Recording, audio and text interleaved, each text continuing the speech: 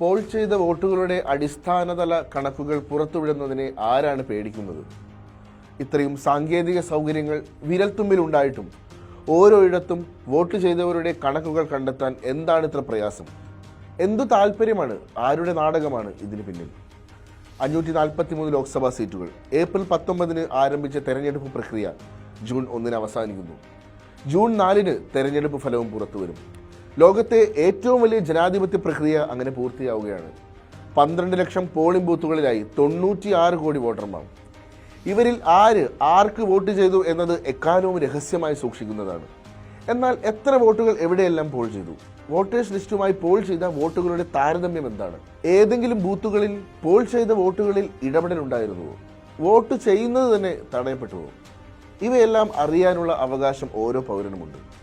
Voting മെഷീനിലടക്കം രാഷ്ട്രീയ പാർട്ടികൾ സംശയം പ്രകടിപ്പിക്കുന്ന ഘട്ടത്തിൽ വിശ്വസനീയത ഉറപ്പാക്കാൻ തെരഞ്ഞെടുപ്പ് കമ്മീഷന് ചെയ്യാവുന്നതും അതായിരുന്നു.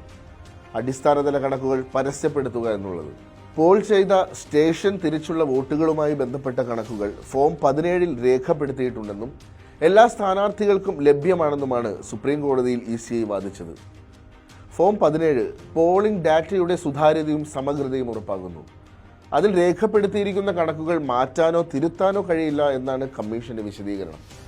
അപ്പോഴും അന്തിമ പോളിംഗ് ശതമാനം പ്രസിദ്ധീകരിക്കുന്നതിലെ കാലതാമസവും നിയോജക മണ്ഡലങ്ങൾ തിരിച്ച് രജിസ്റ്റർ ചെയ്ത വോട്ടർമാരുടെയും പോളിംഗ് ശതമാനത്തിൻ്റെയും വിവരങ്ങളുടെ അഭാവവും സംശയമുയർത്തി.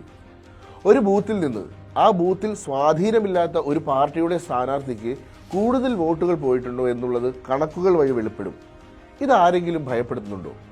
അല്ലെങ്കിൽ എന്താണ് കണക്ക് പുറത്തുവിടാൻ തെരഞ്ഞെടുപ്പ് കമ്മീഷന്റെ തടസ്സം? ഏപ്രിൽ 19 നടന്ന ആദ്യഘട്ട വോട്ടെടുപ്പിന്റെ യഥാർത്ഥ പോളിംഗ് കണക്ക് 11 ദിവസം കഴിഞ്ഞ് ഏപ്രിൽ 30 പുറത്തുവിട്ടത്. ശ്രദ്ധിക്കേണ്ട കാര്യം, അന്നേ ദിവസം തന്നെ ഏപ്രിൽ 26 നടന്ന പോളിംഗിന്റെ കണക്കും പുറത്തുവിട്ടു എന്നതാണ്. അപ്പോൾ സാങ്കേതികതയുടെ തടസ്സം ഇവിടെ ഇല്ല എന്ന് വ്യക്തം. അന്ന് പുറത്തുവിട്ട ഈ 2 കണക്കിലും ആദ്യം പുറത്തുവിട്ട കണക്കുകളേക്കാൾ 5-6% വോട്ട് കൂടുതൽ രേഖപ്പെടുത്തി. കമ്മീഷൻ തന്നെ പുറത്തുവിട്ട കണക്കുകളിലാണ് ഈ വ്യത്യാസം. തെരഞ്ഞെടുപ്പിന് ശേഷമേ കേസ് പരിഗണിക്കൂ എന്നാണ് സുപ്രീം കോടതി പറഞ്ഞിരിക്കുന്നത്. ഇലക്ടറൽ ബോണ്ട് കേസിലും കോടതി ഇടപെട്ട് കണക്കുകൾ പുറത്തു വന്നപ്പോഴാണ് ഞെട്ടിക്കുന്ന അഴിമതിയുടെ വൻമല ജനങ്ങൾ കണ്ടതെന്ന് ഓർക്കണം. സംഭാവന നൽകിയവരുടെ വിവരങ്ങൾ നൽകാതെ ഒളിച്ചോടാനൊരുങ്ങി SBIക്കും കോടതിയുടെ നീക്കം തിരിച്ചടിയായി.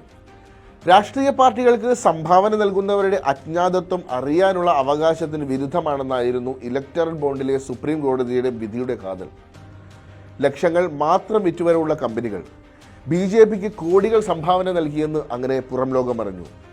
നടപടി നേരിട്ട മരുന്ന് കമ്പനികൾ ഭരണകക്ഷിക്ക് ബോണ്ട് നൽകാൻ മത്സരിച്ചു. ഇലക്ടറൽ ബോണ്ടുകളിൽ ഏറ്റവും കൂടുതൽ നേട്ടമുണ്ടാക്കിയത് BJP തന്നെയാണ്. തെരഞ്ഞെടുപ്പിന്റെ ആദ്യഘട്ടത്തിൽ 400-ന് മുകളിൽ സീറ്റ് പറഞ്ഞിരുന്ന അമിത്ഷാ ഇപ്പോൾ അത് 300-ലേക്ക് താഴ്ത്തിയിട്ടുണ്ട്. BJP അഴിച്ചുവിട്ട വർഗീയ പ്രചരണങ്ങൾക്കപ്പുറം തൊഴിലില്ലായ്മയും വിലക്കയറ്റവും ജനം ചർച്ച ചെയ്യുന്നു. സ്വാഭാവികമായും തെരഞ്ഞെടുപ്പിൽ കനത്ത തിരിച്ചടി BJP പ്രതീക്ഷിക്കുന്നു. ബൂത്ത് തല കണക്കുകളിലെ ട്രെൻഡ് പുറത്തു വരരുതെന്നുള്ളത് BJPയുടെ മാത്രം താല്പര്യമാകുന്നത് അതുകൊണ്ടാണ്.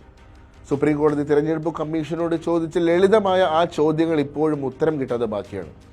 വോട്ടെടുപ്പ് കഴിഞ്ഞ് വൈകുന്നേരം തന്നെ കണക്കുകൾ പോളിംഗ് ഓഫീസർ സമർപ്പിക്കുന്നില്ലേ? റിട്ടേണിംഗ് ഓഫീസർക്ക് അന്നു തന്നെ കൃത്യമായി വിവരങ്ങൾ ലഭ്യമാകുന്നില്ലേ? 48 മണിക്കൂറിനകം വോട്ട് കണക്ക് വെബ്സൈറ്റിൽ പ്രസിദ്ധീകരിക്കാൻ പിന്നെ എന്താണ് തെരഞ്ഞെടുപ്പ് കമ്മീഷനുള്ള ബുദ്ധിമുട്ട്? എന്തിനാണ് ഈ കണക്കുകൾ മറച്ചു പിടിക്കുന്നത്? വോട്ടർമാർക്ക് ചോദിക്കാതെ വയ്യ. ആരെയാണ് ഭയക്കുന്നത്?